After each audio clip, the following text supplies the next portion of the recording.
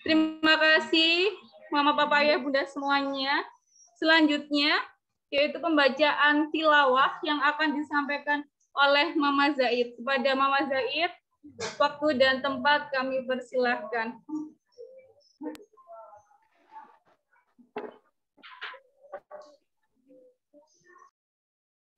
Assalamualaikum warahmatullahi wabarakatuh. A'udzu billahi minasy syaithanir rajim.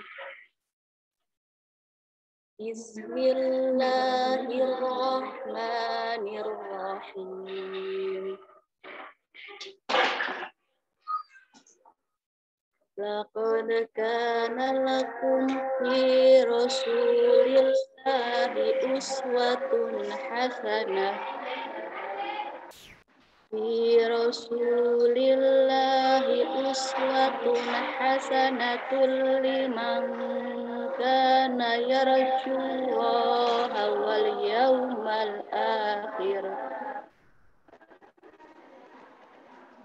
واليوم الآخر وذكر الله كثيرا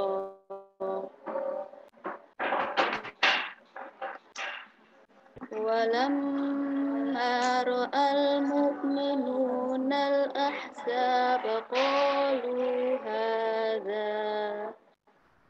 قالوا هذا ما وعدنا الله ورسوله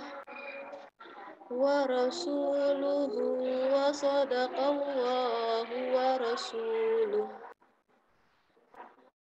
وما زادهم إلا إيمانا وتسليما. Dengan menyebut nama Allah, Zat yang Maha Pengasih lagi Maha Penyayang. Sungguh telah ada pada diri Rasulullah itu suri tauladan yang baik bagimu, yaitu bagi orang yang mengharap rahmat Allah dan kedatangan hari kiamat dan yang banyak mengingat Allah. Dan ketika orang-orang mukmin melihat golongan-golongan yang bersekutu itu, maka mereka berkata, inilah yang dijanjikan Allah dan Rasul-Nya kepada kita, dan benarlah Allah dan Rasul-Nya. Dan yang demikian itu menambah keimanan dan keislaman mereka. Maha benar Allah dengan segala firman-Nya. Shadaqallahul azim. Terima kasih Mama Zaid atas pembacaan tilawahnya. Selanjutnya yaitu sambutan dari Kepala Sekolah TK Aisyah Bustanul Atfal 33 Kota Malang yang akan diwakili oleh Ibu Vina. Kepada Bu Vina kami persilahkan.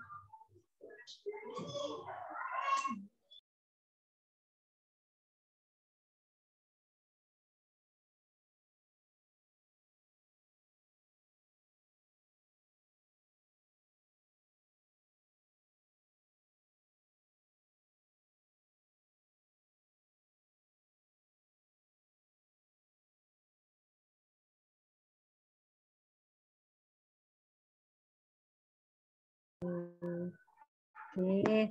Assalamualaikum warahmatullahi wabarakatuh. Waalaikumsalam warahmatullahi wabarakatuh. Alhamdulillahirrabbilalamin. Kita bertemu kembali. Selamat datang Ustadz Ifir. Terima kasih atas kesempatan dan waktunya untuk bisa mengisi di TK kami.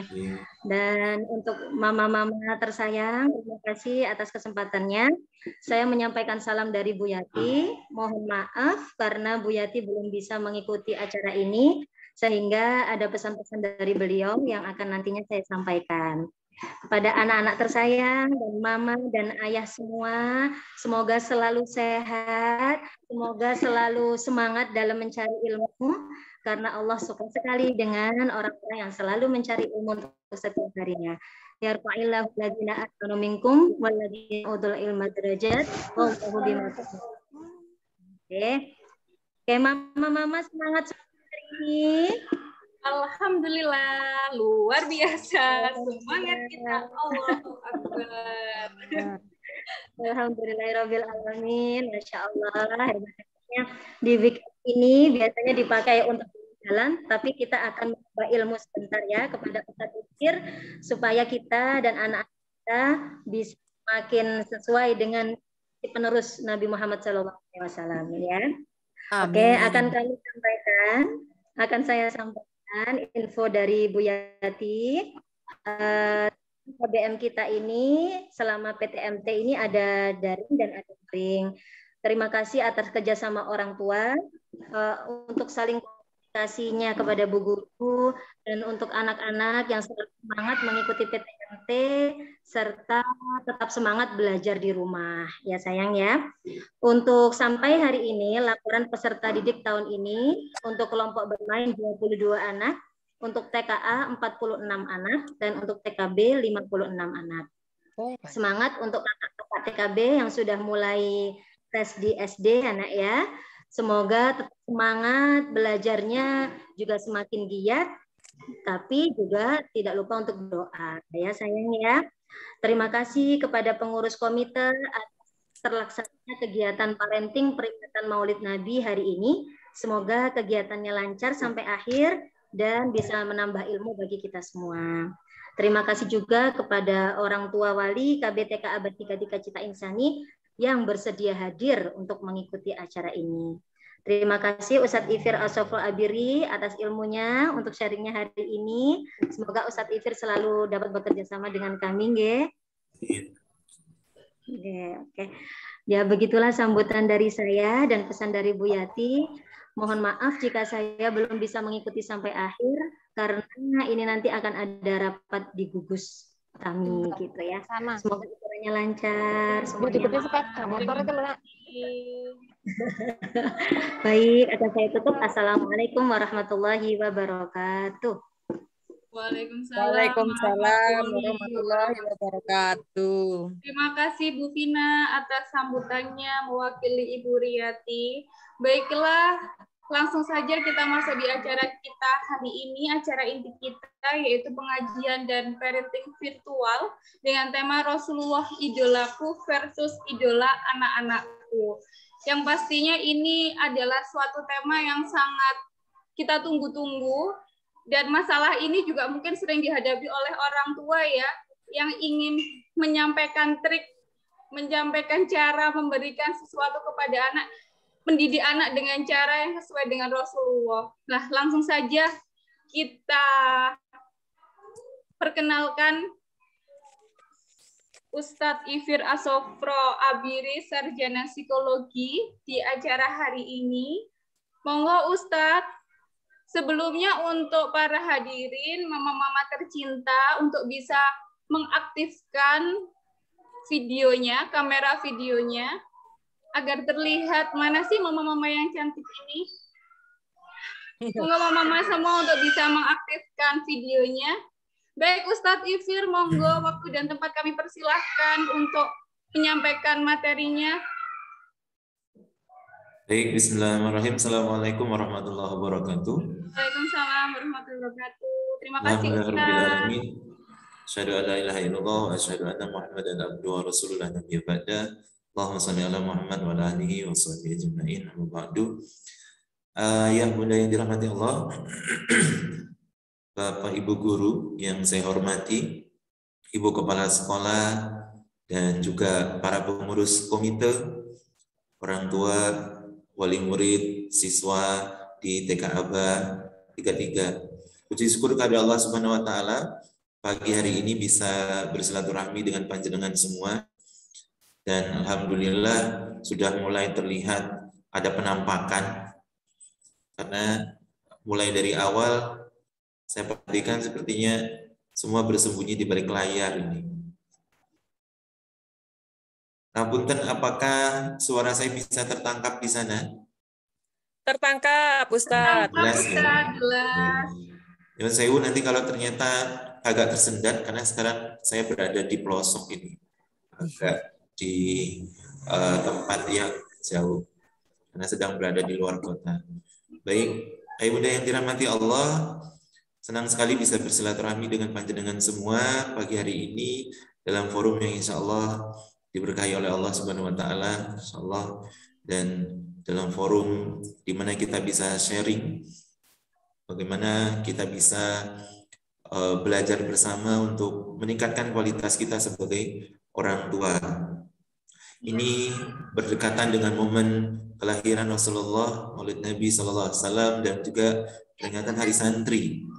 Ini momen yang luar biasa, di mana kita selalu didekatkan insya Allah dengan kebaikan-kebaikan. Ayah bunda yang dirahmati Allah, momen belajar di tengah pandemi ini memang satu momen yang luar biasa. Kenapa? Karena kita belajar dalam proses yang berbeda, kita bertemu dengan kondisi jarak yang berjauhan. Tapi walaupun seperti itu, ternyata memberikan hikmah yang luar biasa. Kenapa? Karena semangat belajar menjadi lebih tinggi dan kesempatan belajar juga menjadi lebih banyak. Karena kita tidak perlu kemana-mana, tapi bisa ada di mana-mana. Dan kita bisa membersamai keluarga kita tanpa kemudian kita harus pergi dari rumah untuk kemudian belajar. Cuma repotnya adalah ketika belajar bersama anak-anak. Di saat anak belajar, orang tua menemani. Di saat orang tua belajar, diriwihi oleh anaknya. Nah, ini luar biasa. Jadi proses pembelajaran bersama yang memerlukan banyak seni. Nah, kita orang tua juga diberikan tantangan untuk menjadi contoh yang sesungguhnya dalam proses mendidik anak-anak. Mendampingi anak-anak di rumah yang biasanya itu kita delegasikan kepada Bapak Ibu guru di sekolah. Nah, sekarang kita merasakan bagaimana mendampingi anak 24 jam dengan panduan dan bantuan ibu guru di sekolah. Nah, dari kondisi yang seperti inilah akhirnya kita bisa dapat merasakan dan melihat sejauh mana kualitas kita sebagai orang tua dalam belajar. Maka tantangan yang berikutnya adalah memberikan contoh untuk bagaimana belajar yang baik kepada anak-anak kita. Anak-anak kita sekarang pembelajarannya secara online, menggunakan media teknologi Zoom atau Google Classroom dan sejenisnya. Dan ini anak-anak dituntut untuk bisa aktif, dituntut untuk bisa kemudian terlibat dan terlihat begitu. Nah, di sini kadang menjadi masalah tersendiri ketika harus terlihat. Kenapa? Karena anak-anak ketika sudah nyaman di rumah dan berada di sebuah zona nyaman, maka dia lebih memilih untuk tidak terlihat ketika belajar. Dan ternyata itu tidak disetujui oleh para gurunya dan cenderung kemudian jadi masalah. Kenapa? Karena anak dianggap kadang tidak menghargai. Di satu sisi, anak-anak juga bisa dengan bebas melarikan diri, tidak fokus pada apa yang mereka lakukan. Nah, orang tua akhirnya sering dapat komplain dari sekolah, dari guru. Kenapa? Ternyata guru tidak pernah melihat keterlibatan anak dan anak tidak terlibat secara langsung. Akhirnya ini membuat orang tua marah. Padahal secara tidak langsung orang tua adalah contoh dan model utama dalam menghilang di balik layar. Nah, ini menjadi satu masalah yang luar biasa yang kemudian ternyata ditularkan kepada anak-anak kita dengan berbagai macam alasan.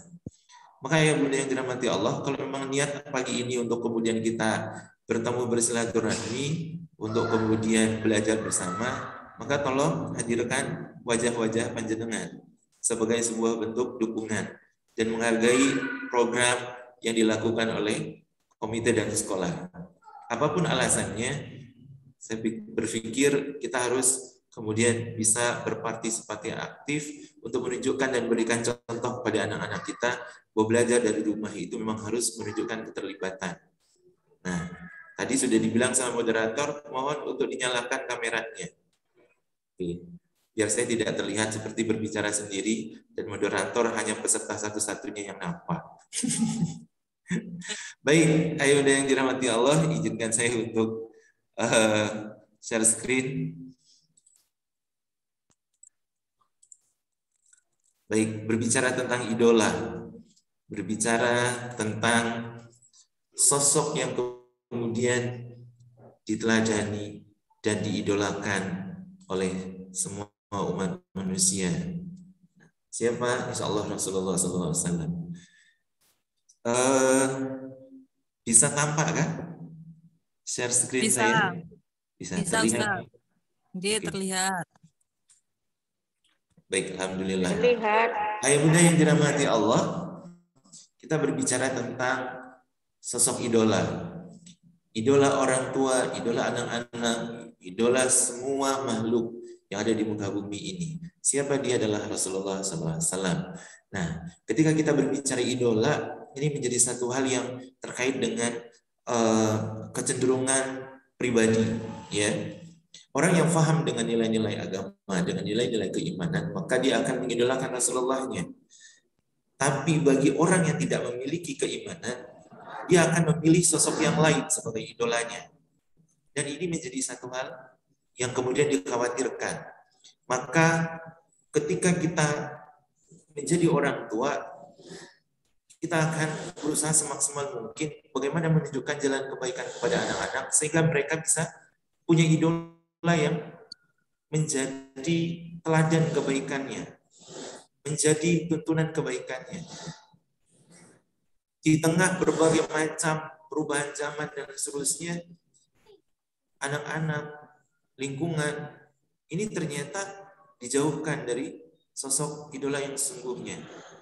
Dijauhkan dari nilai-nilai keimanan yang akhirnya bermuncullah idola-idola yang kadang tidak pantas untuk diidolakan dan tidak pantas untuk dijadikan teladan. Maka ayah bunda yang dirahmati Allah, disinilah kita harus kemudian belajar dan melakukan penguatan terhadap diri dan juga keluarga kita. Nah, apa yang harus menjadi pegangan kita? Yang pertama itu adalah Al-Quran. Dalam Quran surat Al-Baqarah ayat 2, Allah mengatakan kitab Al-Quran ini tidak ada keraguan padanya, petunjuk bagi mereka yang bertakwa. Ini adalah salah satu pedoman kita untuk kemudian menentukan langkah ke depan, seperti apa kita bersikap dan apa yang bisa kita jadikan petunjuk dalam kehidupan ini. Dalam Quran surat Al-Ahzab ayat 21, Allah juga menyampaikan bahwa telah ada dalam diri Rasulullah itu teladan yang baik. Ini sebagai sebuah petunjuk bahwa Rasulullah itu adalah teladan bagi kita semua. Dan kita orang tua punya tugas nih, ya. Apa tugas kita?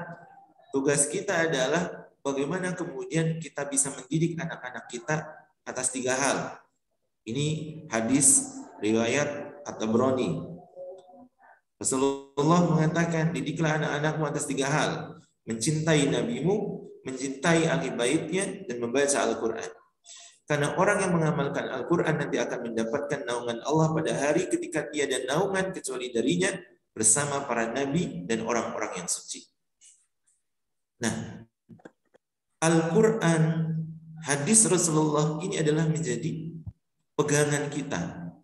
Al-Quran menjadi petunjuk yang kemudian petunjuk itu dicontohkan oleh Rasulullah melalui akhlaknya, melalui teladan sikap-sikap dan amalnya. Maka yang bunda yang dirahmati Allah, untuk membangun kekuatan iman kita, untuk bisa membangun sosok kita sebagai orang tua yang bisa menjadi teladan dan idola anak-anak, maka ini harus menjadi pegangan kita, ya, Al-Quran dan hadis. Maka orang tua harus punya waktu untuk kemudian dia membacakan Al-Quran itu kepada anak-anaknya, atau dia bisa terlihat mengamalkan apa yang kemudian menjadi petunjuk kehidupannya. Dan ini menjadi satu dasar pegangan awal kita untuk kemudian nanti bisa melihat, bisa kemudian mengarahkan anak-anak kita untuk bisa punya idola yang baik dan benar. Ayah bunda yang dirahmati Allah, ada sebuah motivasi dalam membangun kekuatan visi dan misi dalam kehidupan kita berkeluarga. Ini sebuah pesan. Ketika seseorang memutuskan menikah, maka sepenuhnya ia menyadari tengah melaksanakan misi ketuhanan, tengah menunaikan risalah kenabian, tengah menjalankan tugas kemanusiaan, dan tengah merintis pembangunan peradaban. Ini menggambarkan satu kekuatan bahwa ketika kita ingin memilih sikap menikah, menjadi orang tua, maka kita sedang dipersiapkan dan mempersiapkan diri untuk menuju sebuah misi ketuhanan. Kenapa? Karena kita akan menjadi orang yang menyampaikan kebaikan, menularkan kebaikan, dan menjadi orang yang nanti menunjukkan keteladanan bagaimana menerjemahkan nilai-nilai keimanan itu kepada kehidupan. Bagaimana kita bisa meningkatkan kekuatan keimanan melalui keyakinan dan akidah yang kuat. Ketika kita diamanahi oleh Allah, anak-anak, maka kita punya tugas untuk kemudian mendidik anak-anak ini. Kita diberikan kemudian amanah dan tanggung jawab untuk memberikan yang terbaik, melakukan proses membangun kekuatan-kekuatan yang ada pada diri anak dan keluarga kita untuk menuju kepada sebuah peradaban. Maka ibu yang dirahmati Allah, ketika kita berkeluarga, ketika kita menjadi orang tua, kekuatan-kekuatan motivasi ini harus kita miliki, harus kemudian kita sadari. Kenapa? Karena disinilah awal terbentuknya tanggung jawab kita sebagai orang tua. Maka ketika orang tua menyadari keadaan ini, dia tidak akan menyia-nyiakan anaknya. Dia tidak akan kemudian membiarkan anaknya tanpa pernah ada arahan dan aturan. Tugas kita sebagai orang tua akan kita laksanakan dengan sebaik-baiknya. Dan kita akan mendidik anak dengan apa yang kemudian Allah tuntunkan, Allah inginkan. Nah, kita sebagai orang tua harus menjadi orang yang pertama kali belajar sebelum anak-anak kita belajar. Dan kita adalah orang yang pertama kali menjadi contoh untuk kebaikan-kebaikan mereka sebelum orang lain. Mana ada ulang? Di tengah pandemi inilah kita sebagai orang tua itu diuji, ya, disadarkan. Kenapa? Karena selama ini kita cenderung menggantungkan proses pendidikan dan menggantungkan hal-hal yang terkait dengan proses pembelajaran, ya, tanggung jawab itu kepada lembaga pendidikan, kepada guru-guru. Akhirnya anak-anak kita ini lebih mengidolakan gurunya daripada orang tuanya. Anak-anak ini lebih mendengarkan kata gurunya daripada kata orang tuanya. Dan ini menjadi sebuah masalah besar dalam kehidupan kita dengan anak-anak. Kenapa? Ternyata setelah anak-anak sekolah di rumah, dia sama sekali tidak pernah mau mendengarkan kata orang tuanya. Disuruh belajar, bukannya dia belajar, tapi dia malah tidak memperdulikan apa yang disuruh oleh orang tuanya. Akhirnya banyaklah keluhan yang bermunculan dari para orang tua. Kenapa? Karena merasa anaknya bermasalah. Karena merasa mereka tidak punya kemampuan mendidik anak-anaknya.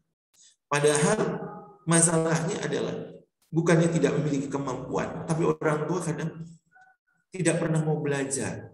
Cenderung hanya punya orientasi kepada mencari materi dan terima beres. Inilah yang akhirnya merusak amanah dan tanggung jawab kita sebagai orang tua. Dan inilah yang kemudian menjadi penghambat anak-anak kita untuk mengidolakan kita orang tuanya. Maka ibunda yang dirahmati Allah, ayo sadari bahwa kita punya tugas, punya visi, punya misi dan tanggung jawab yang luar biasa beratnya ketika Allah titipkan anak-anak kepada kita. Ibunda yang dirahmati Allah, berbicara tentang anak-anak kita, maka kita harus mengenal mereka dan kita harus mengetahui bagaimana tahapan perkembangan anak-anak itu.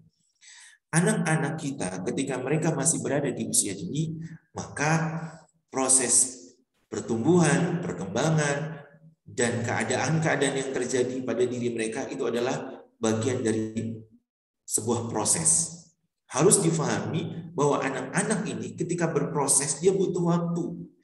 Setiap proses yang mereka jalani itu tergantung dengan kekuatan dirinya, tergantung dengan keunikannya, tergantung dengan keistimewaan yang mereka miliki. Maka harus disadari oleh semua orang tua bahwa anak-anak tidak pernah ada yang sama. Setiap anak memiliki keunikannya sendiri. Setiap anak memiliki kemampuannya masing-masing. Maka di sini kita sebagai orang tua harus memahami, harus menyadari, dan harus bisa menerima keadaan anak-anak itu. Apapun bentuk dan adanya. Ketika kita melihat anak-anak kita terhambat dalam proses perkembangannya, anak-anak kita mengalami kesulitan dalam proses perkembangannya, maka tugas kita sebagai orang tua untuk kemudian mencari cara bagaimana menstimulasi perkembangan-perkembangan yang terhambat itu. Bagaimana kemudian ketika anak ini lambat, kita sebagai orang tua berproses untuk melakukan percepatan-percepatan pada pertumbuhan dan perkembangan mereka. Ketika kita melihat anak-anak kita memiliki keunikan, keistimewaan, kekuatan, maka tugas kita sebagai orang tua untuk bagaimana mempertahankan dan meningkatkan keistimewaan, keunikan, dan kehebatan anak-anak itu. Anak-anak kita, mereka hebat, mereka istimewa, mereka punya kekuatan, mereka berprestasi. Itu semuanya tergantung sejauh mana orang tua bisa mendidik anak-anak itu. Sejauh mana orang tua berhasil dengan baik memberikan stimulasi yang positif kepada anak-anaknya. Jangan pernah berharap kepada anak-anak kita, mereka memiliki kekuatan, mereka memiliki kehebatan, mereka tumbuh menjadi berprestasi, tanpa pernah kita melakukan apapun kepada anak-anak kita, kecuali kita menuntut. Dan ini yang sering terjadi. Banyak orang tua yang mereka tidak melakukan apa-apa, mereka merasa sudah cukup dengan sekolah, tapi menginginkan anak-anak mereka punya prestasi yang luar biasa. Ini sebagai sebuah mimpi di tengah siang hari.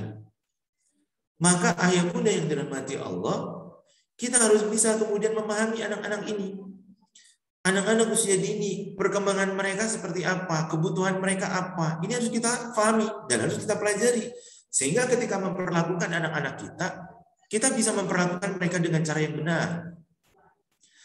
Anak-anak kita, dalam proses perkembangan di usia dininya, mereka membutuhkan waktu yang banyak untuk bermain. Mereka membutuhkan lebih banyak waktu untuk bergerak daripada diam. Mereka membutuhkan cara-cara yang menyenangkan untuk bisa belajar dengan baik.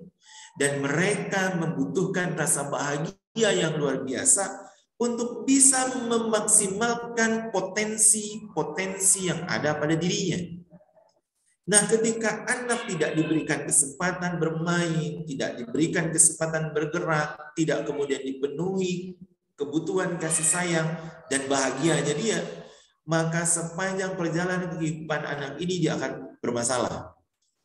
Anak ini akan memiliki banyak sekali kehidupan-kehidupan yang buruk ke depannya. Kenapa? Karena dia memiliki masa kecil yang menyakitkan, masa kecil yang tidak menyenangkan.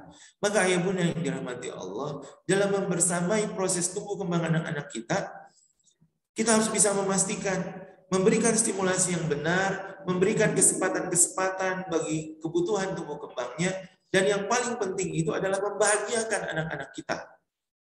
Bagaimana kita bisa memaksimalkan, memberikan kesan terbaik dalam kehidupan masa kecilnya, sehingga ini akan dia bawa ke masa depannya.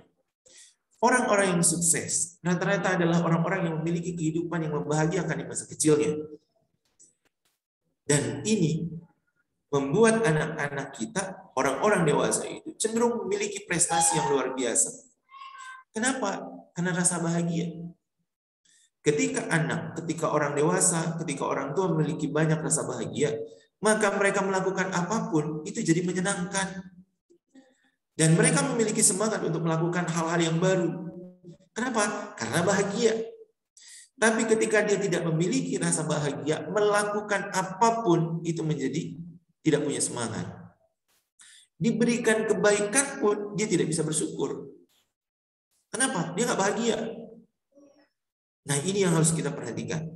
Ketika anak-anak kita bahagia, maka setiap hal yang kita berikan, yang kita nasihatkan kepada anak-anak, itu akan sangat mudah masuk di kepalanya.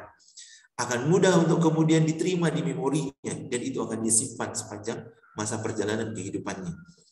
Maka anak-anak ini, karena dia bahagia, karena terpenuhi keadaan-keadaan pertumbuhannya, dia akan mencari hal-hal yang baik. Ya. Kenapa? Karena dia merasakan hal yang baik itu menyenangkan. Maka dia akan tumbuh menjadi anak-anak yang luar biasa. Dia akan tumbuh menjadi anak-anak yang menyukai kebaikan. Dan dia terus memelihara kebaikan-kebaikan itu. Sampai akhirnya kemudian dia akan mengidolakan orang-orang yang memberikan pesan-pesan kebaikan. Dan disinilah kemudian langkah awal anak untuk mengidolakan orang tuanya. Kenapa? Karena dia punya kesan yang baik kepada orang tuanya. Berbeda sekali dengan kemudian anak-anak yang hidupnya dia selalu menderita gitu. Ya. Kenapa? Karena ketika di hidupnya menderita, dia nggak punya idola, dia malah menjauh dari kehidupan orang tuanya. Yang berikutnya ya Bunda, dari kehidupan anak-anak kita, terpenuhinya semua kebutuhan keadaan-keadaan perkembangan mereka, mereka akan mampu bersaing dengan kehidupan di zamannya. Anak-anak zaman sekarang, mereka disebut dengan generasi alfa. Anak-anak sekarang terlahir dari orang tua yang generasi milenial. Anak-anak generasi alfa ini adalah anak-anak yang tidak terukur kemampuan, kecerdasan, dan kepintaran mereka. Anak-anak zaman sekarang, mereka hidup di tengah kecanggihan teknologi yang luar biasa, di tengah berbagai macam sumber informasi yang dalam satu genggaman bisa mereka dapatkan. Anak-anak zaman sekarang, dia bisa tahu banyak hal sebelum orang tua yang mengetahui. Anak-anak sekarang memiliki keterampilan yang luar biasa dalam memahami, dalam beradaptasi dengan kecanggihan-kecanggihan teknologinya. Nah, anak-anak sekarang ini memiliki kemampuan dan kekuatan yang tidak bisa diduga oleh para ahli. Maka kita orang tua punya kewajiban, dan kita orang tua harus punya kekuatan bisa mendampingi anak-anak kita di zaman sekarang. Karena canggihnya teknologi dan informasi yang luar biasa. Maka yang dirahmati Allah, ketika kita ingin anak-anak ini aman dalam perjalanan kehidupannya, mereka terselamatkan dalam kehidupannya, maka kita orang tua punya tugas yang sangat berat dalam mendampingi anak-anak ini. Kita orang tua dituntut untuk kemudian memiliki kemampuan dan ilmu yang luar biasa yang harus disesuaikan dengan zaman sekarang. Zaman saat ini. Maka kita nggak bisa jadi orang tua yang bertahan dengan ilmu kita zaman dulu. Dulu orang tua saya mendidik anak saya, seperti ini. Maka saya kalau didik anak saya seperti ini. Hal yang sebenarnya sudah nggak berlaku. Dan Rasulullah sudah memesankan jauh-jauh hari dalam sebuah hadis, didiklah anakku sesuai dengan zamannya, karena dia hidup dengan zamannya, bukan hidup dengan zamanmu. Maka di sini tuntutan orang tua milenial adalah dia harus bisa kemudian mempercepat dirinya untuk bisa memahami dan beradaptasi dengan kecanggihan teknologi. Artinya orang tua zaman now itu harus punya kekuatan belajar 2-3 kali lipat dari anaknya. Agar apa? Dia bisa menjadi pembimbing anaknya, dia bisa mendampingi anaknya dengan baik. Ketika orang tua zaman now itu tidak mau belajar, maka dia akan kesulitan sekali untuk mendampingi anaknya, dan dia akan kesulitan untuk mengenal anaknya. Disinilah yang kemudian akhirnya membuat jarak yang luar biasa antara orang tua dengan anak. Orang tua dengan anak itu seakan-akan ada tembok yang tinggi. Orang tua tidak mengenal anaknya nggak peduli dengan orang tuanya. Akhirnya dia tidak pernah tahu tentang keadaan-keadaan yang baik pada orang tuanya, kecuali orang tuanya itu hanya ngasih duit sama dia. Dia membutuhkan orang yang menjadi sandaran, orang yang kemudian mengerti keadaannya. Itu tidak dia temukan pada orang tuanya. Orang tuanya kalau diajak ngomong nggak nyambung. Orang tua kalau sudah ngomong nasihat toh aja yang keluar. Jangan nakal. Belajar, sholat. Nah, kamu kalau nggak nurut nanti masuk neraka. Bolak-balik kayak begitu saja. Kalau gitu ngomel aja sepanjang hari. Akhirnya membuat anak merasa, orang tua kok kayak begini sih, gak asik belas gitu. Nah, ketika dia ketemu dengan orang lain di luar kehidupan keluarganya, orang itu muncul menjadi sosok yang perhatian, mengayomi, bisa menemani, diajak ngobrol nyambung. Dan dia merasa suka, ini orang yang aku cari. Ini yang orang yang aku cari selama ini, yang aku tunggu-tunggu. Dia bisa memahami aku. Akhirnya dia idolakan orang itu. Anak-anak kita sekarang di zaman milenial, di zaman teknologi revolusi 4.0 ini, mereka dimanjakan dengan hal-hal yang cenderung melenakan. Diberikan tontonan-tontonan sinetron, tontonan film drama yang kemudian itu bisa mewakili perasaannya. Itu bisa mewakili hal-hal yang dia bayangkan selama ini. Akhirnya ketika dia nonton itu, aktor aktris yang memerankan peranan-peranan yang dia anggap mewakili dirinya, itu akhirnya menimbulkan kesan yang luar biasa, yang kemudian ini nih idola gue. Terlihat ada, walaupun sebetulnya itu tidak nyata, tapi sangat mengena di dalam jiwanya. Akhirnya anak-anak kita mengidolakan artis-artis Korea, artis-artis dari negara Eropa yang karu-karuan akhlaknya, perilakunya, dandanannya. Tapi mereka sangat mengidolakan. Kenapa? Ini yang gue cari. Ini yang sesuai dengan apa yang gue inginkan.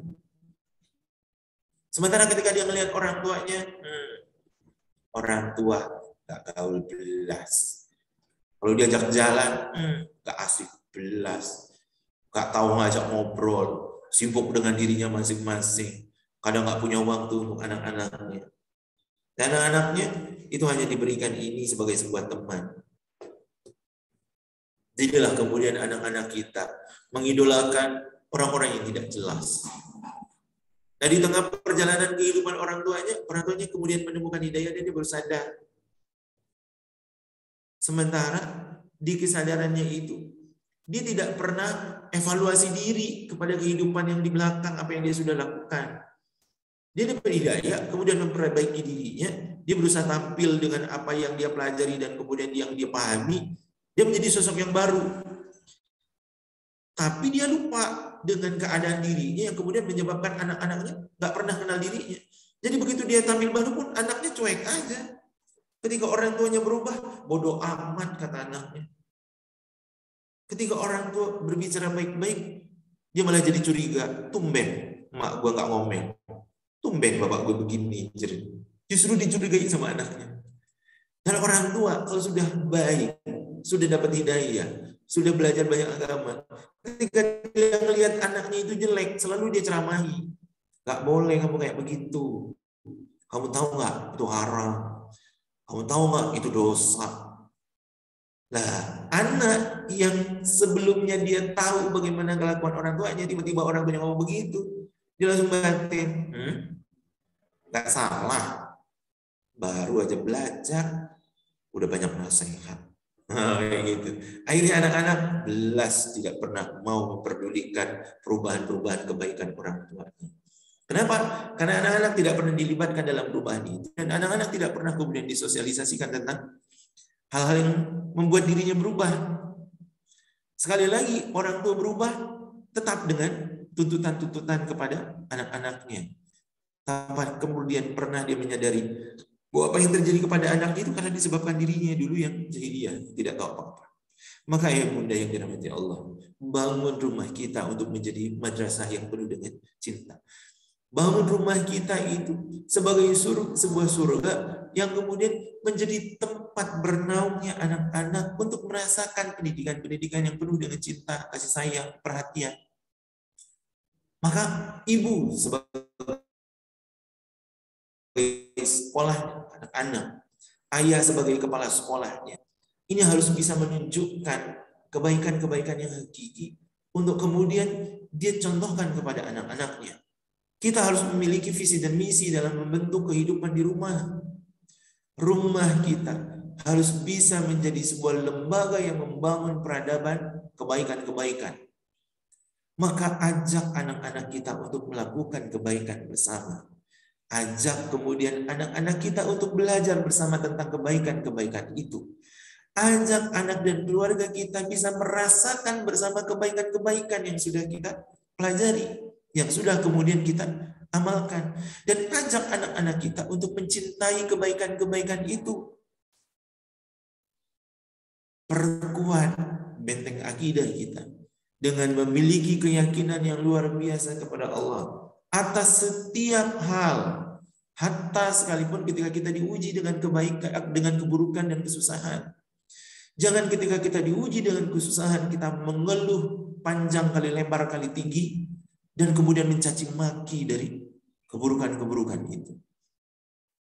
Kita tidak pernah kemudian memberikan pesan kebaikan kepada anak-anak kita melalui ujian-ujian yang Allah berikan kepada kita. Kita tidak pernah kemudian menjadikan ujian itu sebagai penguat diri kita untuk kemudian kita contohkan kepada anak-anak kita dengan mengatakan kepada anak-anak kita, jangan takut ketika Allah menguji dengan ujian yang seperti ini kepada kita. Maka Allah sudah menguatkan kita, la yukallifullahu nafsan illa wus'aha. Allah itu sudah menguatkan kita untuk menerima beban yang seperti ini. Maka jangan takut. Nah, hal-hal yang seperti ini harus mampu kita sampaikan di dalam rumah kita. Sehingga ketika anak-anak kita menemui kesulitan, bertemu dengan masalah-masalahnya, mereka tidak pernah lari dari Tuhannya. Mereka tidak pernah kemudian mengalihkan dirinya yang stres itu kepada hal-hal yang buruk. Bangun kekuatan ini dari dalam rumah kita. Rumah itu menjadi pusat pendidikan pertama dan utama. Maka siapa gurunya, siapa konsultannya? Orang tua. Ayah menjadi sosok yang paling bertanggung jawab terhadap proses pendidikan anak-anak di rumah. Maka ayah menjadi orang yang pertama kali yang harus punya ilmunya, yang harus pertama kali belajar. Maka setiap event-event pertemuan, parenting atau apapun, ayah harus menjadi sosok pertama yang tampil sebelum istri dan anak-anaknya. Kecuali ayah tidak punya waktu karena ada kesibukan yang urgent. Ayah wakilkan. Ibu aja ya, nanti ayah dengar dari ibu. Tapi kalau sekarang zaman sudah canggih dengan keadaan yang seperti ini, nggak ada alasan ayah itu nggak bisa ikut. Dia sambil mancing pun dia bisa ikut nge-zoom selama di situ ada sinyal. Jadi nggak ada alasan kemudian ayah bilang, aduh saya sibuk repot ada rapat di kantor. Enggak. Ayah itu menjadi sosok yang harus pertama kali tampil. Nah sekarang ini saatnya kemudian menggugah para ayah itu untuk hadir. Hadir dalam kehidupan awal anak-anak belajar. Hadirkan ayah pada saat anak-anak itu berproses tumbuh menjadi orang yang tidak tahu menjadi tahu. Hadirkan ayah itu. Sehingga ayah itu akan menjadi sosok yang diidolakan oleh anak-anaknya. Yang dikenal oleh anak-anaknya. Bukan sosok misterius. Kadang ada, kadang tiada. Nah, ini. Semua dibebankan kepada ibunya. Ya ibu stres lah. Makanya ibu itu akhirnya banyak ngomel kalau ketemu anaknya. Kenapa? Dia capek. Apalagi kemudian ibu itu kurang piknik. Sudah deh. Ini menjadi penyebab banyak anak bermasalah. Karena anak cenderung dididik oleh ibu yang merasa lelah. Bangun kekuatan disiplin dan komitmen dalam rumah melalui sebuah aturan. Ya. Bangun surga-surga itu. Dengan kebaikan-kebaikan, salah satunya disiplin dan komitmen. Ayah menjadi pengontrol di dalam rumah. Dia menjadi orang yang bertanggung jawab sebelum istri. Maka anak-anak dilibatkan dalam proses kebersamaan itu. Dia akan belajar banyak tentang kekuatan-kekuatan. Dan inilah yang kemudian dicontohkan oleh Rasulullah. Maka anak-anak kita, ketika mereka tidak menemukan idolanya, atau dia mengidolakan orang yang salah, itu bukan karena kesalahan anak kita, tapi kesalahan kita orang tua yang tidak pernah menjadi orang yang diharapkan dan dirindukan oleh anak-anak kita karena kebaikan dan perhatian. Ayo yang dirahmati Allah, kita menjadi orang tua ini punya tanggung jawab yang luar biasa. Maka jadilah orang tua yang penuh dengan tanggung jawab. Dan kita harus kemudian menjadi orang yang bisa diteladani oleh anak-anak kita pertama kali. Ketika anak-anak kita melek, yang dia lihat itu adalah ayat Buddha pertama kali. Maka ketika dia melihat pertama kali di dunia ini, dia sudah memiliki sebuah pertanyaan, siapa ayah dan bunda? Siapa ayah dan ibu? Nah, dari pertanyaan anak itu, kitalah yang menunjukkan jawabannya. Melalui apa? Tindak tanduk perilaku dan akhlak kita. Akhirnya kesan anak pertama kali terhadap seorang ayahnya itu didapatkan dari kelakuan dan perilaku ayah. Kesan ibu pertama kali dalam anak dan definisi seorang ibu dalam benak seorang anak itu adalah perilakunya. Jadi kalau ibunya itu tukang ngomel saja, maka ditanya anaknya, siapa ibu? Dia akan jawab, tukang ngomel. Siapa ibu? Orang yang cerewet. Siapa ayah? Orang yang tidak peduli. Siapa ayah? Orang yang tukang mukul. Siapa ayah? Orang yang sering ngasih saya uang. Nah, ini definisi muncul daripada di anak kita itu karena perilaku yang ditunjukkan orang tua yang akhirnya itu jadi keteladanan. Maka yang dirahmati Allah, perbaiki akhlak dan diri kita. Perbaiki hal-hal yang buruk dari kita. Kita nggak bisa langsung berubah menjadi baik, ya pelan-pelan, berproses, tapi terlihat dan istiqomah. Nah ini akan membuat anak-anak kita menjadi terkesan, yang akhirnya kemudian dia akan mengidolakan orang tuanya. Lantas, bagaimana kemudian kita memaknai proses kehidupan kita melalui sebuah contoh? Dari mana kemudian kita bisa belajar agar bisa menjadi orang tua yang maksimal? Maka belajarlah dari Rasulullah SAW. Belajar mengenal visi dan misi yang penuh hikmah, penuh rahmah dari sosok Rasulullah SAW. Maka ayah bunda, jangan pernah berharap anak-anak kita ini akan mencintai dan mengidolakan Rasulullah, nabinya, sementara kita tidak pernah mengenalkan Rasulullah kepada anak-anak kita. Ya. Dan kita sendiri tidak pernah mengenal sosok Rasulullah itu. Maka yang pertama kali harus kita lakukan adalah kita harus belajar. Iqra, baca. Ya. Kita harus kemudian mau meluangkan waktu, menyiapkan waktu untuk kemudian kita belajar. Maka kita harus menguatkan diri, menguatkan azam dan tekad untuk bagaimana kita bisa punya kekuatan mengenal sosok Rasulullah. Maka baca buku sirah, ya. Kita pelajari bagaimana cara Rasulullah itu bersikap, Rasulullah itu hidup, Rasulullah itu bermuamalah. Dari hal-hal yang kecil itu akan memunculkan kesan yang baik. Ketika orang tuanya mengamalkan cara makannya Rasulullah, duduk, tidak berdiri, pakai tangan kanan gitu. Anak melihat dan orang tua selalu menunjukkan cara-cara yang baik, maka otomatis anak itu pun akan mengikuti. Dan disitulah kemudian orang tua bisa menyampaikan pesan. Rasulullah itu kalau makan sambil duduk, nggak sambil berdiri. Rasulullah itu kalau masuk kamar mandi menggunakan kaki kiri, keluar dengan kaki kanan. Rasulullah itu suka berdoa. Nah, kita bisa menyampaikan pesan-pesan dan cerita seperti itu ketika kita mengenal sosok Rasulullah, ketika kita belajar.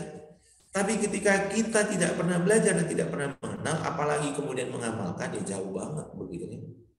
Nah, akhirnya bagaimana kemudian kita bisa meneladani Rasulullah sang idola? Ya, yang pertama saya bilang, Berikan pemahaman tentang sosok Rasulullah. Sampaikan kepada anak-anak kita kenapa kita harus mencintai Rasulullah. Ya. Sampaikan sehingga anak-anak itu akan mengerti. Dia akan mencoba untuk mencerna di dalam dirinya. Ketika anak itu kritis dengan memunculkan pertanyaan, kenapa Ma? Kenapa Pak? Jawab. Dan menjawab itu harus punya landasannya. Kita cari jawabannya yuk di Al-Quran. Itu cara.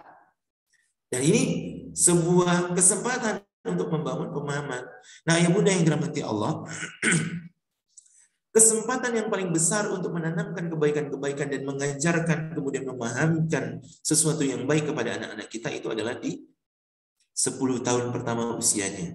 Terutama di golden age, fase golden age, 0 sampai 8 tahun. Kalau dalam buku yang lain, Thomas Armstrong mengatakan ada di usia 0 sampai 2 tahun. Dan di perkembangan menurut syariat pun, fase yang terbaik, yang paling baik itu antara usia 0 sampai dengan 7 tahun. Ya. Maka ini kesempatan kita untuk kemudian memberikan kesan dan pesan yang baik, memberikan pemahaman yang benar kepada anak-anak kita tentang sosok sang idola. Jadi berikan pemahaman melalui dialog, komunikasi yang menyenangkan. Bahasa yang mengalir, bukan bahasa yang cenderung memerintah atau menyuruh. Karena bahasa perintah dan suruhan itu tidak menyenangkan. Berbeda sekali dengan bahasa ajakan. Yuk kita baca bukunya, yuk kita lihat. Dek, Mama mau ke sana, mau ikutkah? Ini ajakan. Dan itu cenderung disukai oleh anak-anak. Makanya bu guru itu kan bahasanya, atau guru itu kan bahasanya ke anak-anak itu selalu bahasa ajakan. Ya. Kenapa? Karena anak-anak itu ketika dia ditemani, ya, bersamai itu senang. Dan itu terbukti kalau anak itu nggak suka sendiri. Yang kemana-mana kan dia ngikut aja orang tuanya, ngintilin aja kemana-mana. Itu tandanya anak itu senang kebersamaan. Kalau ada anak yang tidak senang kebersamaan, dia autis. Itu harus diingat tuh. Ya, makanya ajak mereka. Bahasanya adalah bahasa membersamai. Kemudian mengenalkan akhlak dan budi pekerti Rasulullah. Ya. Kalau tadi mengenalkan pemahaman dan sosok Rasulullah itu bisa melalui cerita, bisa kita bacakan buku sirah ya. Nah sekarang dari buku sirah itu kita secara tidak langsung kemudian mengenalkan kepada anak akhlak dan budi pekerti Rasulullah itu. Ya, kasih tahu misalnya Rasulullah itu sosok yang jujur, yang amanah. Maka kalau Rasulullah itu dititipkan sesuatu, selalu Rasulullah jaga gitu. Nah, sekarang adik kalau misalnya menitipkan kepada mama akan berusaha untuk menjaganya. Nah, jadi bahasa-bahasa yang seperti itu akan memiliki kesan yang luar biasa kepada anak-anak kita. Mengenalkan akhlak dan budi pekerti. Jadi ajak mereka untuk kemudian bersama-sama mempraktekkan dan membaca. Yang berikutnya adalah bagaimana kita bisa mencontohkan kepada anak-anak kita untuk mengikuti majelis-majelis ilmu. Ya, senang belajar. Ya, kayak sekarang ini dengan nge-zoom anaknya ngikut gitu, jangan dimarahi. Jangan, aduh, sana jangan deket-deket. Mama ini lagi, sedikit-sedikit anak disuruh ke sana, sedikit-sedikit anak disuruh ke sana gitu. Jangan, tapi dilibatkan. Ketika dia mendekat, bilang, Dek, Mama lagi belajar. Jangan ribet dulu ya. Kita sama-sama dengarkan. Dia tanya, ini apa? Ma itu apa? Bilang, iya nanti Mama jawab. Sabar dulu ya. Ini kita dengarkan belajar. Mama juga kepingin pintar kayak adik begitu. Jadi disampaikan pesan-pesan yang baik.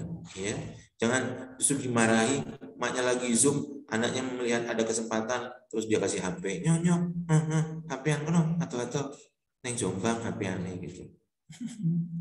Jadi kadang orang tua malah tidak memberikan kesempatan kepada anaknya untuk kemudian belajar, untuk kemudian membersamai orang tuanya. Jadi anak-anak itu kepo kayak orang tuanya, ya, suka kepo, pengen tahu aja gitu. emaknya lagi ngapain sih, bapaknya lagi ngapain sih gitu. Nah, kita harus memaklumi dan kita harus kemudian bisa menjelaskan kenapa, kita sedang apa begitu. Nah, yang berikutnya adalah bagaimana kita bisa memotivasi anak-anak kita, ya. Kita menyemangati. Anak-anak itu perlu dimotivasi. Ya, salah satunya kalau anak usia dini bisa mungkin dengan reward, dengan hadiah. Nah, reward hadiah itu nggak harus bentuk barang, ya. Bisa dengan pujian, bisa dengan acungan jempol begitu. Itu sudah reward. Bisa dengan kata-kata yang baik, alhamdulillah, hebat, bagus, jempol gitu. Itu dia akan merasa senang, ya. Dan itu menjadi satu motivasi yang luar biasa. Yang berikutnya selalu iringi dengan doa, ya. Jadi iringi anak-anak kita dengan doa. Di setiap kesempatan, usahakan untuk kemudian mendoakan mereka. Ya. Anak-anak itu mereka sangat peka sekali perasaan dan pikirannya. Maka kita jadi orang tua harus tahu dan peduli, ya. Pegang ubun-ubunnya, lalu doakan mereka sambil dielus, dibelah. Itu cara. Nah, orang tua yang seperti itu akan dirindukan oleh anak-anaknya, akan diidolakan oleh anak-anaknya. Dia nggak akan cari orang lain. Tapi kalau orang tuanya nggak pernah membelai, nggak pernah memeluk, dia cari orang lain. Begitu ketemu orang yang suka membelai, dia merasa nyaman, ya udah dia akan kantil dengan orang itu. Jadi ngikut aja, dia seneng aja.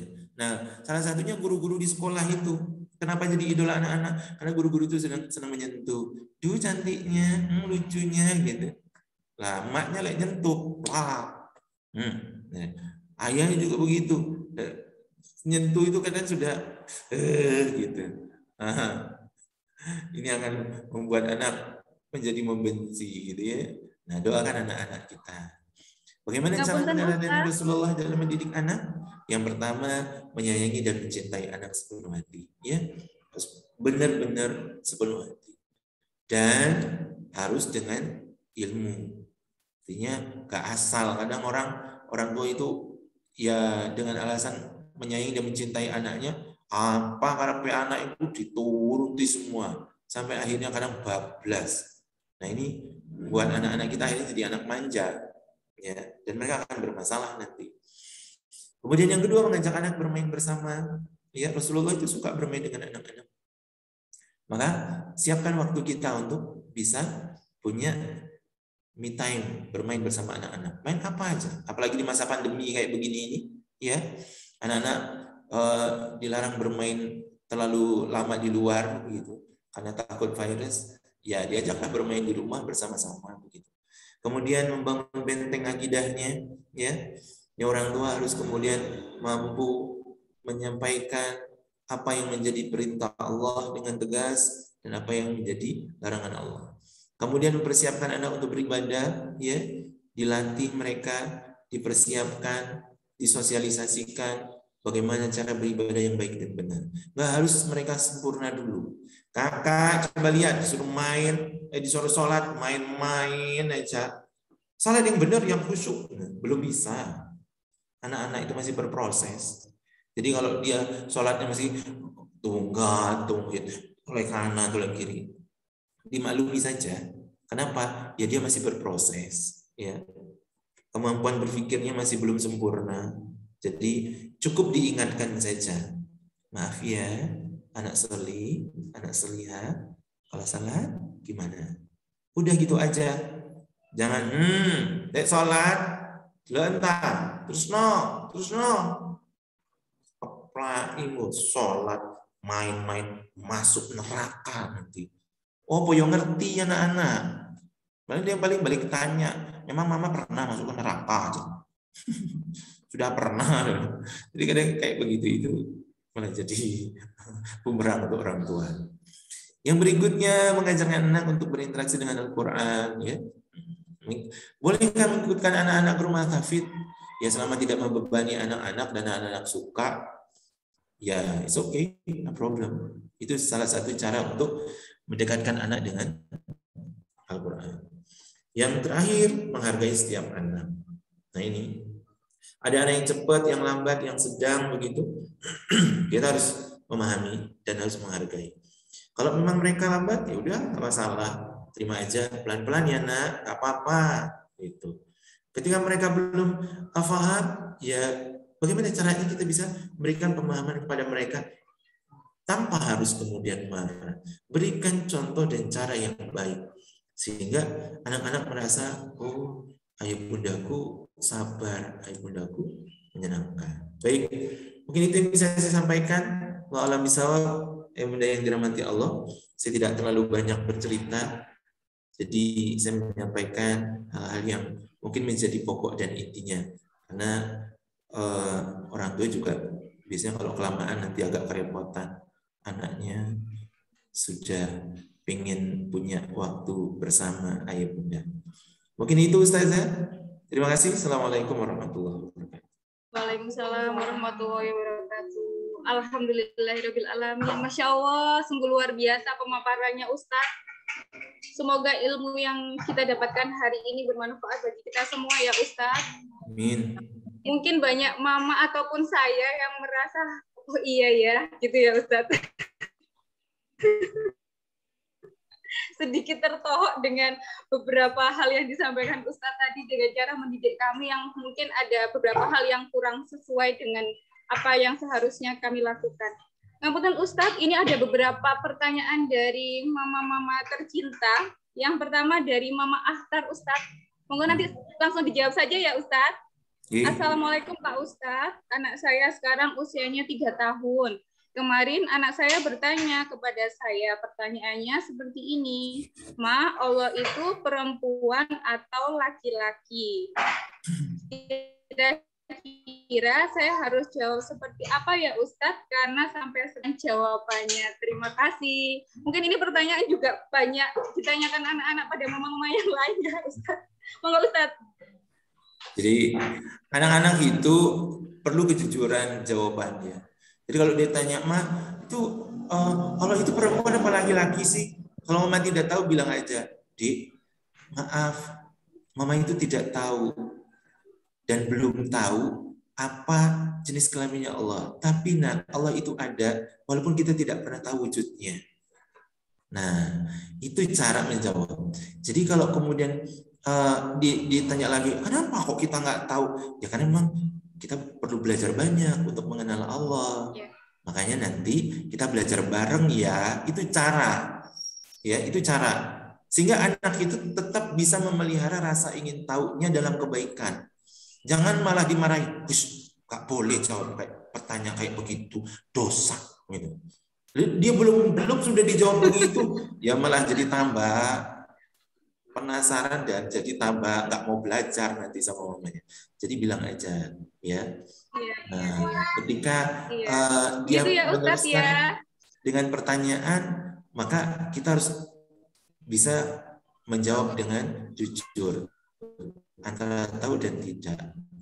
Nah, kalau sekiranya kita sudah nggak sanggup, alihkan fokusnya anak kita dengan, loh Dik, coba lihat itu apa ya gitu. Nanti dia lupa di pertanyaannya. Nggak akan mengejar. Itu cara ngeles yang baik tanpa ketahuan anak. Wallahu a'lam bishawab. Baik, terima kasih Ustadz. Pertanyaan selanjutnya ini dari Mama Kinanti dan Hamizan. Anak saya selisih 15 bulan. Khususnya anak saya yang laki-laki sangat suka bermain di luar rumah. Bagaimana ya Ustadz menyaring perilaku dan sikap buruk teman-teman anak saya di luar rumah? Karena namanya anak-anak sangat cepat ikut pergaulan. Nah, ini pripun ya Ustadz? Jadi anak kalau usianya masih di bawah 7 tahun, ketika bermain di luar harus didampingi atau diawasi dari kejauhan. Nah, sebelum dia bermain keluar, bergabung dengan teman-teman di lingkungan sosialnya, Bu, kasih pesan, kasih aturan. Kak, boleh bermain keluar sebentar saja. Tapi, maaf ya, Mama tidak mau dengar kakak meniru perkataan jelek temannya. Perkataan jelek itu kayak apa sih, Ma? Nah, dikasih contoh. Misalnya bilang suka teriak-teriak, kapok. Nah, itu Mama nggak suka. Jadi kakak kalau sudah ketemu teman yang seperti itu, kakak harus bilang, aku nggak suka kalau kamu seperti itu, aku nggak mau main sama kamu. Atau bilang, aku pulang aja ya. Nah itu diajarkan kepada anak kita. Jadi dia akhirnya akan punya rambu-rambu di otaknya, mana yang boleh dia ikuti dan mana yang tidak. Itu yang pertama. Terus cara yang kedua adalah setiap dia pulang malam hari, diajak untuk bercerita kembali tentang apa yang dia temui. Atau ketika dia baru pulang, terus kemudian membersihkan diri, dia kita suruh makan misalnya, atau dia minta makan. Nah pada saat itu ajak dia untuk bercerita, sehingga sampah yang ada di otaknya dia itu langsung kebuang, langsung difilter. Selama anak komunikatif, orang tua pun harus bisa mengimbangi, dan kita harus membuat anak kita menjadi anak yang komunikatif. Kenapa? Begitu dia menjadi anak yang komunikatif, insya Allah dia akan sangat mudah terhindar dari perundungan, bullying, karena dia punya kekuatan begitu. Jadi saya selalu mengajarkan kepada anak saya begini, Mas, boleh main dengan catatan. Begitu kau ketemu temanmu tidak pegang HP. Kalau temanmu pas kamu ajak main mereka sibuk dengan HP, kamu pulang. Loh, kenapa, Bi? Karena itu bukan main. Jadi harus pulang. Nah, sesekali saya lepas, di saat dia sudah pergi begitu, saya akan kontrol, saya keliling, nyari dia. Nanti saya amati dari jauh. Dia ngapain? Oh, ternyata dia ngelihat temennya main game. Nanti tak dekati, saya akan tanya, ngapain? Nah, itu cara. Ya. Dan alhamdulillah karena dia punya pesan yang seperti apa, dia dipesan seperti itu. Kalau dia pamit main, Bi aku main ya, iya. Tahu-tahu sebentar kemudian dia pulang. Saya kan tanya, loh, kok sudah pulang? Gak jadi main? Enggak, temanku HP-an tok jadi aman. Gitu. Dan ajarkan juga kepada anak kita, ketika dia dibully oleh temannya, dia harus berani bilang, aku nggak suka. Dan dia harus berani untuk kemudian menegaskan kepada temannya, aku nggak mau bermain denganmu, atau ya sudah aku pulang saja. Itu. Kemudian ajarkan juga anak kita itu untuk peduli dengan teman yang lain. Jadi kalau dia melihat ada temannya yang dibully atau temannya diganggu, dia harus bilang. Dia harus bilang ke anak yang dia harus berani. Dia bilang, aku nggak suka kamu gangguin teman yang lain. Gitu. Dan harus berani mengatakan, kalau kamu tidak mau berhenti, aku pulang. Atau kita tidak usah berteman. Itu cara. Nah, Bu, anak-anak yang usia dini 7 tahun ke bawah itu awasi ketika bermain dan ditemani. Kalau ternyata lingkungannya buruk, kalau kita tetap ingin anak ini punya lingkungan sosial, mainnya di rumah kita. Jadi ajak anak-anak yang lain untuk boleh bermain di rumah kita dalam waktu terbatas dan dengan syarat. Jadi kadang saya ketika anak saya dulu kecil, dia main di teras itu tak keluarkan mainannya, terus teman-temannya kan datang tuh. Nah, saya akan bilang, maaf ya, boleh bermain dengan Aiman, tapi itu saya tegaskan. Nah, cuma bedanya adalah antara emak dan bapak itu, kalau emak itu kakek ngomong, jadi anak belum mencerna, emaknya sudah ngecepret aja, sampai kadang bingung anak itu, emak bu kisah jadi ngomongnya sing ngawali kopo seitinya. Kadang emaknya kadang instruksinya itu loh. Dek, kalau main keluar pakai sandal, jangan jauh-jauh, coba lihat itu. Wake pesannya. Jadi anak itu kadang, duh, kah gitu. Nah, terus yang kedua, emak itu nggak konsisten. Dia bilang nggak boleh, tapi begitu anak sudah ngambek, ngamuk, boleh. Tapi sekali ini saja ya, awas kamu minta lagi. Nah, itu yang membuat anak akhirnya kadang suka rewel sama emaknya, dan kadang dia nggak patuh dengan emaknya. Kadang-kadang emak itu begitu. Tapi beda sekali dengan bapak. Makanya kalau anak sudah mau main, itu jenengan titip pesan ke suami, Mas kasih tahu anakmu. Nanti kalau dia main bla bla bla. Jadi nanti bapaknya yang ngasih pesan. Biasanya kalau bapaknya yang ngasih pesan, itu anak itu manut, cenderung manut. Kenapa? Dia tahu bapaknya itu orang yang tegas gitu. Tapi kalau emaknya bolak-balik ngomong aja nggak direken sama anaknya. Kenapa? Karena dia tahu emaknya itu nggak konsisten. Begitu caranya ketika anak kita masih usianya di bawah 7 tahun. Tapi kalau atas 7 tahun insya Allah lebih kuat ya. Gitu ya. Baik. Yang berikutnya. Luar biasa sekali ya Ustadz ya. Seorang ibu itu ya Ustadz ya. Suaranya bisa kemana-mana. Baik Ustadz, untuk pertanyaan yang ketiga dari Mama Haru. Assalamualaikum Pak Ustadz.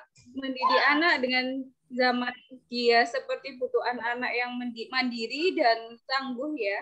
Dan pendidikan yang seperti apa yang tepat. Karena kalau melihat zaman sekarang apa-apa serba mudah. Anak seperti agak manja. Terima kasih atas jawabannya Ustadz. Anak-anak sekarang cenderung manja, iya, karena dia full fasilitas tanpa batas. Dan orang tua itu cenderung ingin merasa anaknya aman aja. Udah kamu nggak usah main keluar, banyak virus di luar, teman-temannya nakal. Udah di rumah aja, dikasih HP atau dikasih fasilitasnya manja. Jadi anak-anak itu di usia aktifnya jangan pernah dikasih HP kecuali memang sesekali is okay, no problem. Tapi perbanyaklah geraknya, berikan fasilitas dan ruang. Oke, terus yang kedua, kita harus tahu kapan anak itu sudah bisa dan harus distimulasi, dilatih untuk mandiri. Kalau anaknya itu sudah bisa jalan sendiri, sudah bisa mengerti instruksi, ia diajarkan untuk mandiri. Adik, mohon maaf, kalau habis mainannya taruh di mana? Ayo kita kembalikan nih ke boxnya. Maaf ya Dek, kalau habis pakai sepatunya letakkan di rak. Begini caranya. Itu sudah dilatih. Berikutnya, ya, ketika dia sudah berkembang usianya, usia mulai 4 tahun, 5 tahun, 6 tahun, dia sudah mulai bisa diberikan stimulasi tanggung jawab. Tanggung jawab adik adalah bantu mama tuh menyalakan lampu teras, membuang sampah, atau apa. Nah, kita sekalipun zaman sudah canggih, Bu, untuk pendidikan soft skill, dasar-dasar keterampilan di rumah, ya, tentang bagaimana anak-anak membersihkan rumah, membereskan mainan itu jangan dihilangkan. Gak ada hubungannya kemudian mentang-mentang zaman sekarang sudah canggih terus anak-anak nggak usah diajarkan nyapu rumah wis. Nanti zamannya mereka itu sudah ada robot begitu. Oh jangan begitu, urusannya bukan masalah nyapu atau tidak, tapi bagaimana melatih kepekaan dan tanggung jawab. Di situ dia, ya. Urusannya nanti mereka sudah pakai robot ya urusan nanti. Tapi kan dia sudah mulai belajar dan mengerti tentang tanggung jawab dan kadang-kadang kepedulian begitu. Nah, orang tua harus bisa memahami setiap fase-fase perkembangan, ya. Jadi dalam perkembangan menurut syariat itu usia 7 sampai 10 tahun itu anak sudah distimulasi dengan tanggung jawab sebagaimana yang dicontohkan oleh Rasulullah. Rasulullah itu usia 7 sampai 10 tahun itu kan menggembalakan kambing. Nah, kenapa kok Rasulullah yatim piatu di usia begitu sudah disuruh kerja begitu? Karena Rasulullah sedang dilatih untuk bagaimana dia mulai belajar tentang tanggung jawab. Bagaimana dia belajar tentang sebuah amanah begitu, menjaga amanah, menumbuhkan kepedulian, menumbuhkan kepekaan terhadap hewan-hewan yang dia jaga. Itu cara Allah mendidik dan kita harus bisa mengikuti, ya.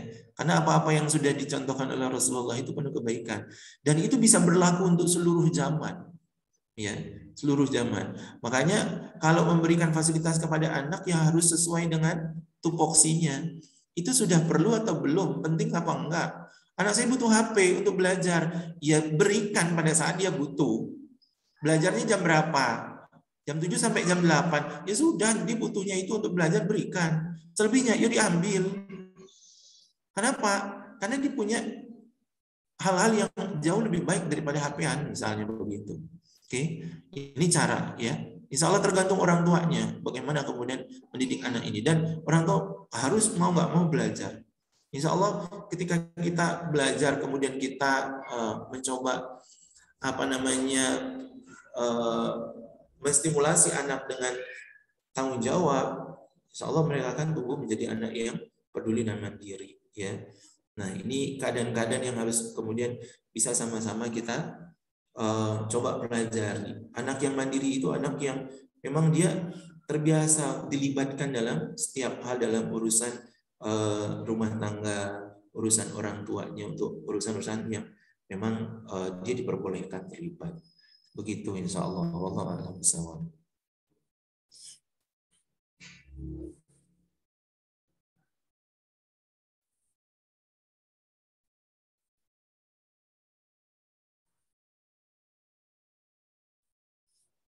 Oke, berikutnya ya. Halo, saudara-saudara, apakah menghilang?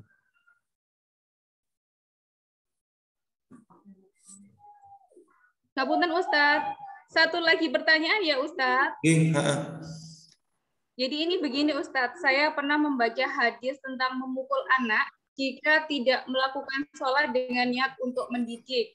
Maka memukul seperti apa yang dimaksud dalam hadis tersebut? Karena kita pun disarankan untuk mendidik dengan lemah lembut. Pertanyaan dari Mama Aisyah. Baik. Ini tentang ketegasan, ya. Jadi anak-anak itu memang ada hadisnya. Jadi ketika anakmu tidak mau sholat maka pukul. Tapi memukul ini ada aturannya. Tidak boleh memukul wajah. Yang boleh itu adalah memukul tangan atau betisnya anak, ya, atau pantatnya, itu boleh. Tapi memukul ini adalah pilihan terakhir. Selama anak masih bisa diingatkan dengan kata-kata, diingatkan dengan cara yang baik, maka ingatkan dengan kata-kata dan cara yang baik. Begitu, ya. Nah, kalau memang sudah mentok, maka bilang, Mama, Papa sudah nggak tahu lagi nih caranya ngasih tahu kamu bagaimana. Dan kamu tidak pernah mau kooperatif. Maaf ya, kalau kamu memang tidak menurut, maka kami diharuskan memukul. Karena ini perintah, dan yang memerintah itu adalah Allah, bukan Mama, Papa atas keinginan sendiri. Karena ini perintah. Kalau kami tidak memukulmu, maka kami akan dipukul oleh Allah. Jadi menegaskan dan menjelaskan, pukul anak itu boleh, ya, tapi memukul pun dengan artinya dengan kasih sayang. Dan memukul itu yang kita pukul sebetulnya adalah perilaku buruknya, bukan anak yang kita benci. Jadi kita bilang, ini Mama marah, bukan karena nggak sayang kamu, tapi karena perilakumu. Itu harus dijelaskan. Nah, ketika sudah memukul anak, kemudian anak merasa tersakiti, kemudian dia merasa sedih, berikan kesempatan dia untuk cooling down. Jeda waktu untuk cooling down. Nanti ketika sudah tenang, kita pun sudah nggak emosi, datangi anak, peluk dia, minta maaf, kemudian jelaskan. Ini cara. Sehingga anak itu tidak kemudian salah dalam mengartikan apa yang menjadi perintah dari hadis dan Allah. Ini cara. Ya, jadi mukul itu nggak seenaknya. Oh, ada hadisnya kok. Anak saya ini kalau dikandani, angel, pukul lah, ketepok begitu. Oh ya nggak bisa. Jadi tetap ada aturannya. Kenapa? Karena Islam itu ajaran kasih sayang kan. Jadi Rasulullah sendiri pun memberikan kasih sayang yang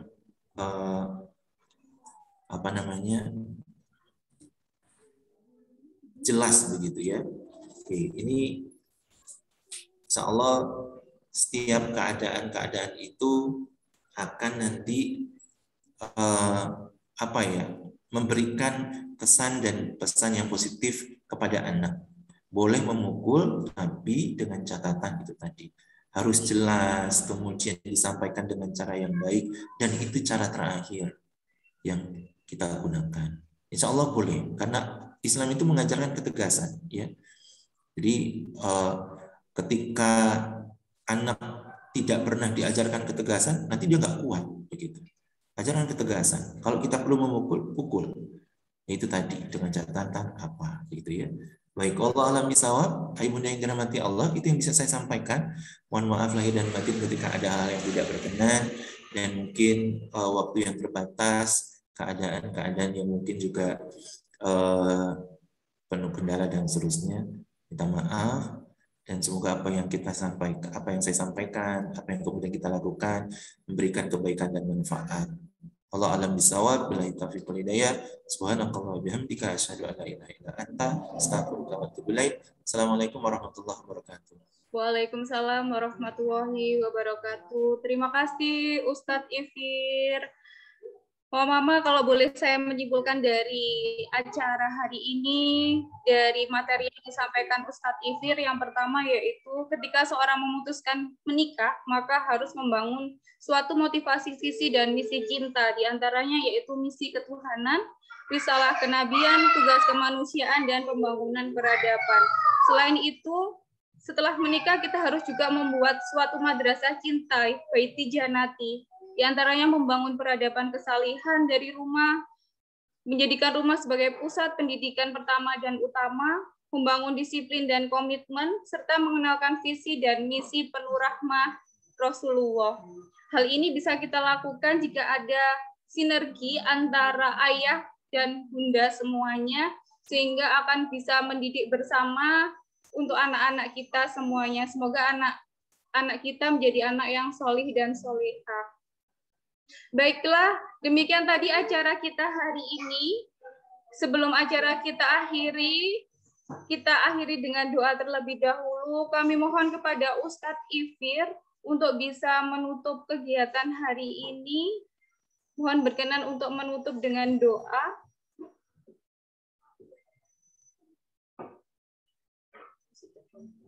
Baik, kita tunggu Ustadz Ifir karena masih ada telepon.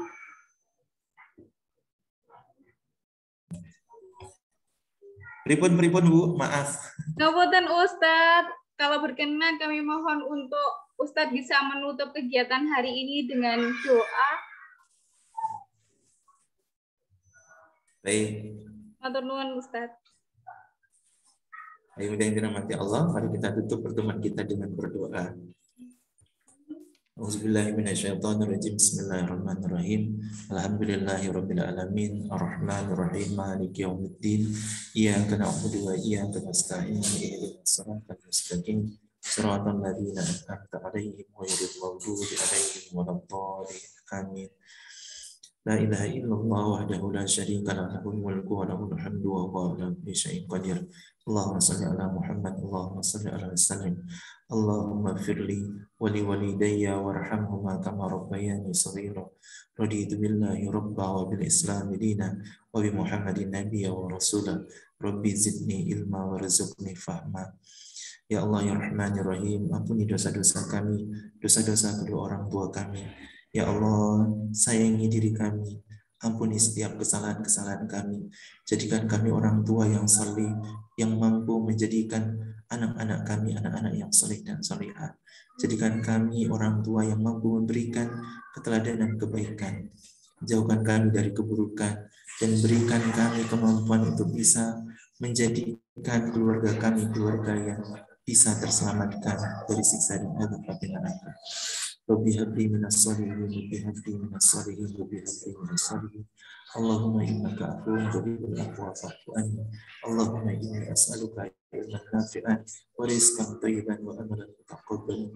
Rabbana atina fid dunya hasanah wa fil akhirati hasanah wa qina adzabannar. Subhana rabbika rabbil izzati amma yasifun wa salamun alal mursalin walhamdulillahi rabbil alamin. Walhamdulillahi rabbil alamin. Amin. Matur nuwun Ustadz atas Kita tutup penyampaian dengan doa kafaratul majelis bersama-sama. Subhanakallah wa bihamdika asyhadu an la ilaha illa anta astaghfiruka wa atubu ilaik. Assalamualaikum warahmatullahi wabarakatuh. Mohon maaf lahir dan batin. Saya boleh izin live? Ya, monggo Ustadz, matur sembah nuwun Ustadz. Terima kasih. Assalamualaikum. Waalaikumsalam. Demikian tadi serangkaian acara virtual parenting kita hari ini dengan tema Rasulullah idolaku versus idola anak-anakku bersama Ustadz Ifir Asofro Abiri, Sarjana Psikologi. Terima kasih kepada semua mama papa yang telah menyempatkan hadir dalam acara ini. Semoga segala ilmu yang kita dapatkan hari ini bisa bermanfaat bagi kita semua. Setiap pertemuan pasti ada suatu perpisahan. Mohon maaf jika ada kekurangan. Akhirul kalam. Wassalamualaikum warahmatullahi wabarakatuh. Terima kasih mama semuanya. Semoga sehat selalu dan bisa mendidik anak-anak menjadi putra-putri yang soleh-solehah. Terima kasih.